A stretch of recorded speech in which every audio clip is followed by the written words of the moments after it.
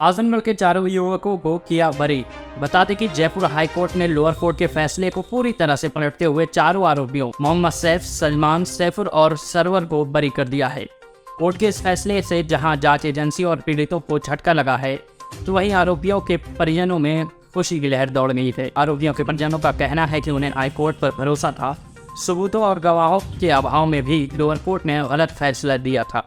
अब high court ने lower court के फैसले में सुधार किया है। हम इस फैसले का स्वागत करते हैं। लोग शक की निगाह से देखते हैं। दरअसल आरोपी जिन गांव के रहने वाले हैं, वहां के लोगों ने कहा है कि आज यहाँ कलंक साफ हो गया है। हमारे बच्चों को और ये जिले को कई सालों से भारी जलालत झेलनी पड़ी। हमें लोग शक की निगाहों से देखते थे। इसी के साथ आरोपियों के परिजनों का भी कहना है कि उन्हें अपने बच्चों को दोष मुक्त करवाने के लिए काफी संघर्ष किया। इस फैसले से बेटे तो दोष मुक्त हुए ही, बल्कि हमारे ऊपर से भी कलंक हट गया। उससे हम लोगों को बहुत खुशी है। पूरे घर में, पूरे मोहल्ले, पूरे मेरे समझ से जो भी सुना है, इस फैसले से सब लोग खुश हुए हैं और ये फैसला बहुत अच्छा आया है। और हम जो है, हमको पूरी उम्मीद है कि हमको जो है इंसाफ जो है कोर्ट से ही मिलेगा। तो एक और लड़का था सलमान नाम का, आप संजयपुर गांव का, वो भी तो बरी हुआ है। जी, सब लोग चार बच्चे बरी हुए हैं। सब आजमगढ़ के थे हैं। और सबसे पहली बात यह है कि इनको जो सज़ा हुई, हमारे वकील साहब पैकर फारूक साहब लोअर कोर्ट में, उन्होंने बहुत अच्छा जो है इस केस को लड़ा और उनको पूरा यकीन था और 16 आना उनको यकीन था कि ये बच्चे सेशन कोर्ट से ही छूट जाएंगे। मगर कुछ ऐसा फैसला आया जिसके लिए कोई नहीं तैयार था और वो खुद जो है बहुत बहादुरी के साथ उन्होंने उस दिन, जिस दिन फैसला आया, उन्होंने खुद कहा कि इस फैसले में कुछ भी जो है सही नहीं है। एक भी गवाह इनका जो है कोई जो है टिका नहीं। एक सब गवाह जो है टूट गए और सब फर्जी जो है मामलात थे और वो यही सोच रहे थे कि हमको यहीं से जो है सब बच्चों को बरी हो जाना है, मगर इत्तेफाक से नहीं हुआ और हमको जो है वो जो है वही राहत जो है हमको जयपुर हाई कोर्ट से मिली। और हम उम्मीद करते हैं कि आगे भी जो मुकदमात हैं उसमें हम लोगों को इसी तरह के फैसले आएंगे, क्योंकि हमको इंसाफ की पूरी कोर्ट से उम्मीद है। बताइए कि आपके लड़के सलमान को जो है 19 दिसंबर 2020 को जयपुर सेशन कोर्ट ने जो है फांसी की सज़ा सुनाई थी और जो है 29 मार्च 2023 को वहीं जयपुर हाई कोर्ट ने जो है उसको बरी कर दिया है। तो उस पर आप क्या कहेंगे? इस पर क्या कहना है, बेहतर यही है कि जो भी फैसला आया अच्छा ही आया है, सबके हक में बेहतर है। और क्या कहा जा सकता। तो आजमगढ़ के ऊपर जो आतंकवाद का नाम जो है लगा था, उसका इससे मिट जाएगा? बेशक ज़रूरी सी बात है कि जब आजमगढ़ के जयपुर और बम ब्लास्ट में जो लोग बंद थे, आज कल जो फैसला आया है जयपुर का कि 4 लोगों को जो है बरी कर दिएगा, उस पर आप क्या कहेंगे? देखिए, हम लोग पहले दिन से ये मान रहे थे कि बच्चे बेगुनाह हैं। सारी आवाम भी मान रही थी और इसीलिए पहले दिन से ही एक बात हो रही थी कि जुडिशरी इंक्वायरी हो। लगातार पहले दिन से ही डिमांड हो रही थी, क्योंकि सबको पता था बच्चे बेगुनाह, जुडिशरी इंक्वायरी होगी, क्लियर हो जाएगा, फ़ौरन बच्चे छूट जाएंगे। अब क्या न्यायालय पे प्रक्रिया के तहत अब 14 साल हो गया। 14 साल बाद बच्चे बाइज्जत बरी हो रहे हैं।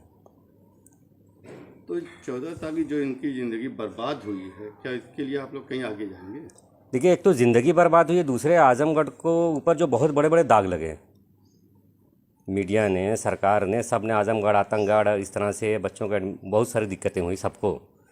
तो कम से कम वो एक छवि तो ख़त्म हुई, एक कलंक ख़त्म हुआ। और दूसरी ये कि हम लोगों की यही डिमांड है अब कि जो बच्चे बाइज्जत बरी हो रहे हैं उनको कम से कम मुआवजा दिया जाए जीवन यापन करने के लिए।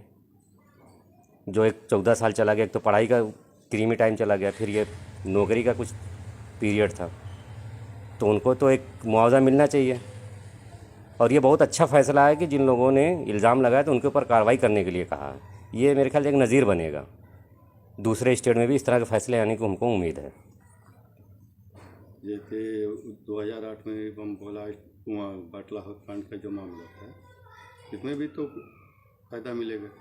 देखिए, बहुत सारे केसेस में बच्चे बरी भी हो चुके हैं, बहुत सारी में सज़ा भी है, बहुत सा अभी हाई कोर्ट में चल रहे हैं, उच्च न्यायालय में।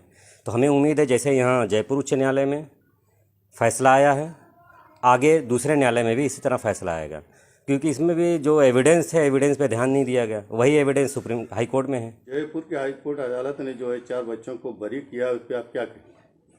ये हमारे लिए खुशी की बात है, बच्चे बरी हुए हैं। तो जाहिर सी बात है, सिर्फ एक घर का, एक गांव का मामला नहीं रह गया था, ये पूरा ज़िला इससे मुतासिर था। तो सारे लोगों को सुकून मिलेगा और दूसरे के और जगहों पे इसका फ़ायदा मिलेगा। लोअर कोर्ट में बहुत सख्त सज़ा सुनाई गई थी, हाई कोर्ट ने एकदम से बरी कर दिया। तो जाहिर सी बात है, हाई कोर्ट में कोई नए विटनेसेस तो आते नहीं हैं, नई गवाहियाँ नहीं होती हैं। लोअर कोर्ट की प्रोसीडिंग पे ही हाई कोर्ट में बहस होती है। तो लोअर कोर्ट में जो फ्लॉस थे उसको सामने रखा है एडवोकेट्स ने, और हाई कोर्ट ने उस पर अपना फैसला सुनाया। इसमें कांग्रेस सरकार ही तो सबको बंद की थी, उस पर क्या कहेंगे? देखिए, कांग्रेस के ज़माने में ये सारे यानी मई से लेकर के सितंबर तक देश में 3 बड़े धमाके हुए थे। 13 मई को जयपुर का धमाका हुआ है, 26 जुलाई को अहमदाबाद का हुआ है, सूरत में एक्सप्लोडेड बम मिले हैं, और 13 सितंबर को दिल्ली का हुआ है। तो कोई भी मामला हल नहीं हो पा रहा था, और अपोजिशन का दबाव था और ख़ुद सरकार का दबाव था एजेंसियों पे कि आप इसको जल्दी से जल्दी हल करिए। उन्होंने कुछ लोगों को पकड़ा और उसको फिर हल कर लिया। सीधी सी बात यह है। इसकी एक मिसाल मैं दे सकता हूँ आपको कि जयपुर में जब मुकदमा चल रहा था तो सैफ के ऊपर इल्ज़ाम था कि दिल्ली की एक दुकान से, हार्डवेयर की दुकान से, उसने छर्रे और दूसरी चीज़ें ख़रीदी जिसका बम में इस्तेमाल हुआ, और उस गवाह की जिरह थी। तो हमारे वकील साहब ने उसी दुकान से 10 दिन पहले कोई सामान ख़रीदवाया और उसका कैश मेमो अपने पास रख लिया। जब वो जिरह शुरू होने वाली थी, उन्होंने वो कैश मेमो उसके सामने रखा, पूछा कि ये आपकी दुकान का है? उसने कहा कि हाँ, मेरी दुकान का तो है। कहा कि तब तो आप इसको पहचान ही लेंगे जिसने ख़रीदा है। तो वो समझ गया कि इसके बाद वो वाला बिल रखेंगे जिसके बिना पे वो गया था वहाँ गवाही देने के लिए। गवाही में उसने कहा भी था कि हाँ, मेरे यहाँ से ख़रीदा था। जिरह में फंसे का मामला। तो उसने कहा कि साहब कौन किसको पहचानता है? पुलिस वाले एक मेरे पास ले आए थे, कहा था कि इसको पहचान लो, इसी ने तुम्हारे यहाँ से छर्रे खरीदे थे। तो इस तरह से अगर गवाह टूट रहा हो, इस तरह से फर्जी कार्रवाइयाँ ज़ाहिर हो रही हों, उसके बाद भी जो है जो फैसला आ रहा हो उसमें इतनी सख्त सज़ाएं सुनाई जा रही हों, तो ये तो हम लोगों को बिल्कुल यकीन था कि जैसे ही कोई इंसाफ पसंद इंसान इसको देखेगा वो उसको खारिज करेगा, और वही हुआ हाई कोर्ट में। आजमगढ़ के जो है 4 बच्चे जो है जयपुर हाई कोर्ट ने उनको बरी कर दिया है जयपुर सिलसिला ब्लास्ट में। इससे जो है सेशन अदालत उनको फांसी की सज़ा दी थी, तो उस पर आप क्या कहेंगे? पहली बात तो मैं जज साहब का बहुत बहुत शुक्रगुजार हूँ, और उन्होंने इंसाफ किया। और हमारे लड़के जो आजमगढ़ को बदनाम किया गया, हमारे लड़कों को, ये बहुत ही अच्छा फैसला आया है। इससे आजमगढ़ का भी नाम रोशन होगा। हम लोगों के ऊपर जो कलंक लगा है आजमगढ़ के ऊपर, कम से कम इसमें हम लोग अपना सर ऊँचा करके चलेंगे।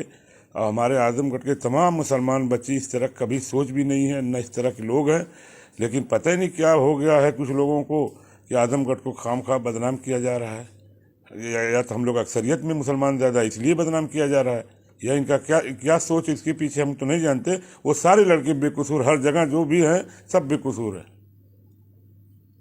इसलिए कि हमारे घर में ये ट्रेनिंग नहीं होती। हम लोगों को बच्चों को सीधा अपने मुल्क के लिए, अपने लोगों के लिए वफादारी और जिम्मेदारी दी जाती है। हमारा मुल्क है, ये हमारा वतन है। दुनिया में किसी मुल्क से हमसे भाईचारगी हो सकती है, लेकिन रहना हमको यहीं पैदा हुए, हमारी पीढ़ी दर पीढ़ी इसी जगह है। ये तो सही कि हिंदू से कन्वर्ट हो गए, लेकिन ये सही नहीं है कि हम किसी और मुल्क के बारे में सोचें। ये हमारा मुल्क है और जिंदाबाद है, जिंदाबाद हम लोग रहेंगे। जो भी तकलीफ आ रहा हम उसका मुकाबला करेंगे, लेकिन किसी मुल्क का सहारा या किसी लोग का नहीं नाम लेंगे। सिर्फ अपने मुल्क की हमदर्दी में जो भी होगा उसके लिए हम लोग तैयार हैं।